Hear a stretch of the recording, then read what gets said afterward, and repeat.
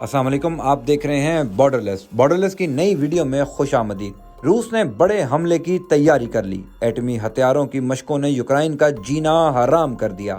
صدر Vladimir Putin نے جوہری حملے کی صلاحیت کے حامل بیلسٹک اور کروز میزائلوں سے متعلق بڑا حکم نامہ جاری کر دیا۔ کیا یوکرائن، امریکہ اور مغربی ممالک بھی یوکرائن کا ساتھ دیں گے؟ کیا پوٹن اپنے مشن کو مکمل کرنے کے لیے ڈٹ چکے ہیں؟ روس یوکرائن جنگ میں سب سے زیادہ نقصان کس ملک کو ہونے والا ہے؟ اور اگر روس ایٹمی ہتھیار استعمال کرتا ہے تو دنیا کے کتنے فیصد حصے پر انسانی جان کو خطرات لاحق ہو سکتے ہیں؟ ویڈیو کی تفصیل میں جانے سے قبل چینل کو سبسکرائب کر کے بیل کے بٹن کو دبا دیں۔ کمنٹ باکس میں پاکستان زندہ باد اور گمنام ہیروز کو سلام کا کمنٹ ضرور کیجیے گا۔ دوستوں، روسی صدر ولادیمیر پوٹن کے تازہ ترین حکم نامے نے جنگ کا منظر اور طاقت کا توازن تبدیل کر دیا ہے۔ روس میں پوٹن کے حکم پر جوہری حملے کی صلاحیت کے حامل بیلسٹک اور کروز میزائلوں کے تجربات نے حریف ممالک کو ایسی مشکل میں ڈال دیا ہے کہ اب امریکہ نے بھی دوسرے آپشنز کو زیر غور لانا شروع کر دیا ہے۔ دوستوں، حال ہی میں روسی افواج کی جانب سے ایک ہائپر سونک میزائل کی تجرباتی لانچنگ کی گئی، اور ایک ایسے موقع پر جب مغربی ممالک کی جانب سے روس کو خبردار کیا گیا ہے کہ وہ طاقت کے زور پر ملکی سرحدوں میں کسی بھی تبدیلی کی کوشش سے باز رہے۔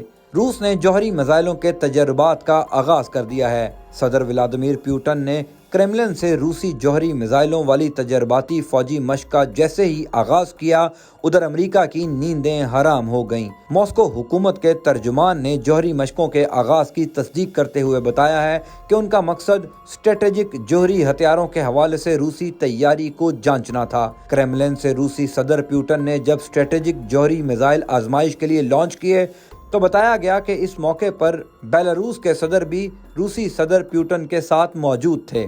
ماسکو حکومت کے مطابق روسی فوج نے بیلسٹک اور کروز میزائل داغے، جبکہ ایک ہائپر سونک میزائل کا کامیاب تجربہ بھی کیا گیا۔ دراصل مغربی ممالک کا الزام ہے کہ روس یوکرائن پر حملے کی تیاری کر رہا ہے۔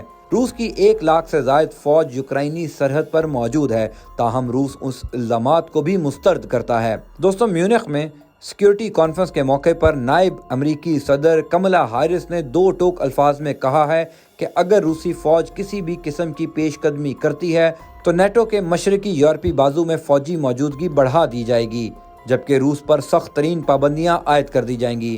کملا ہیرس کا کہنا تھا کہ قومی سرحدیں طاقت کے زور پر کسی بھی صورت تبدیل نہیں کی جا سکتی۔ انہوں نے مزید کہا کہ ہم نے اقتصادی سطح پر اقدامات کی تیاری کر لی ہے جو فوری، شدید اور منظم ہوں گے۔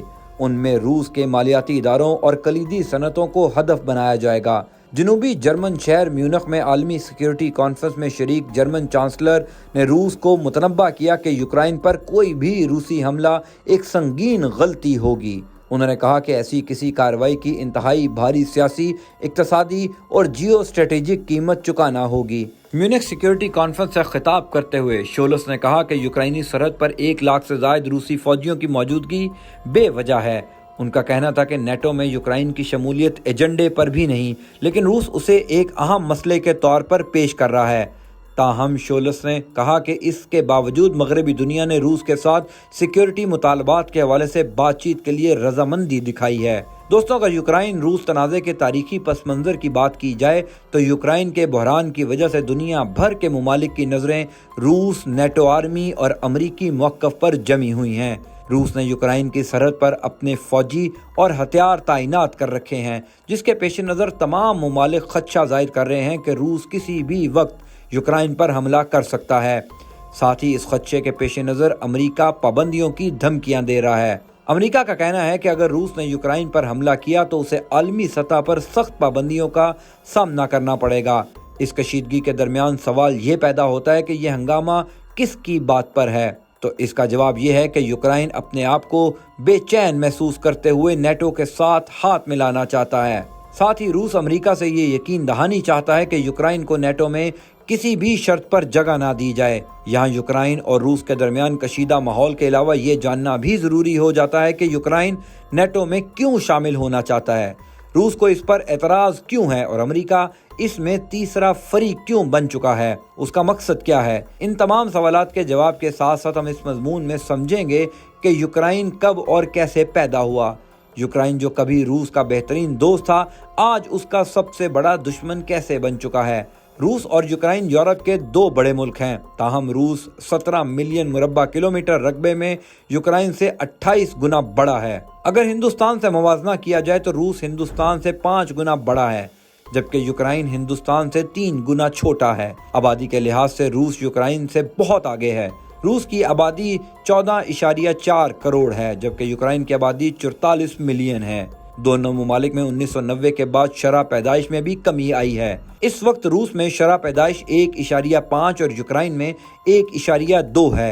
हिंदुस्तान में ये 2.0 है और 2.1 को मिसाली शरह पैदाइश समझा जाता है, जिसे हर मुल्क हासिल करना चाहता है। दोस्तों, रूस दुनिया की ताकतवर तरीन फौजों में से एक है और दिफा पर खर्च करने वाले टॉप 5 ममालिक में से एक है। साल 2020 में रूस ने अपनी फौज पर 61.7 बिलियन डॉलर खर्च किए, जो कुल हुकूमती अखराजात का 11.4% था। Stockholm international Peace Research institute के मुताबिक इसके मुकाबले में यूक्रेन ने अपनी फौज पर 5.9 बिलियन डॉलर या हुकूमती अखराजात का 8.8% खर्च किया। दूसरी जंग अजीम 1939 से 1945 तक जारी रही और इसमें America, France, Soviet socialist Republic union और बरतानिया ने इटली और जापान के खिलाफ जबरदस्त जंग की। इसी दौरान 1945 में अमेरिका जापान पर एटम बम गिराकर सबसे आगे निकल गया और उसके साथ ही दूसरी जंग अजीम भी खत्म हो गई।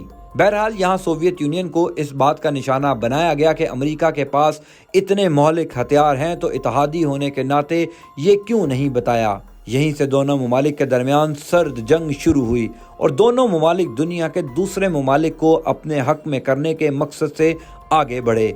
ये वो वक्त था जब नेटो नामी तंजीम ने जन्म लिया था और उसे अमेरिका ने 12 ममालिक के ताउन से बनाया था। 1949 में पैदा होने वाले नेटो में शुरू में 12 ममालिक थे, लेकिन वक्त के साथ साथ दीगर ममालिक भी इसमें शामिल हो गए और अब ये 30 ममालिक की मजबूत तंजीम बन चुकी है। Stockholm international Peace Research institute के मुताबिक इसके मुकाबले में यूक्रेन ने अपनी फौज पर 5.9 बिलियन डॉलर या हुकूमती अखराजात का 8.8% खर्च किया। दूसरी जंग अजीम 1939 से 1945 तक जारी रही और इसमें America, France, Soviet socialist Republic union और बरतानिया ने इटली और जापान के खिलाफ जबरदस्त जंग की। इसी दौरान 1945 में अमेरिका जापान पर एटम बम गिराकर सबसे आगे निकल गया और उसके साथ ही दूसरी जंग अजीम भी खत्म हो गई। बहरहाल यहाँ सोवियत यूनियन को इस बात का निशाना बनाया गया कि अमेरिका के पास इतने मौलिक हथियार हैं, तो इत्तेहादी होने के नाते ये क्यों नहीं बताया। यहीं से दोनों ममालिक के दरमियान सर्द जंग शुरू हुई और दोनों ममालिक दुनिया के दूसरे ममालिक को अपने हक में करने के मकसद से आगे बढ़े। ये वो वक्त था जब नेटो नामी तंजीम ने जन्म लिया था और उसे अमेरिका ने 12 ममालिक के ताउन से बनाया था। 1949 में पैदा होने वाले नेटो में शुरू में 12 ममालिक थे, लेकिन वक्त के साथ साथ दीगर ममालिक भी इसमें शामिल हो गए और अब ये 30 ममालिक की मजबूत तंजीम बन चुकी है।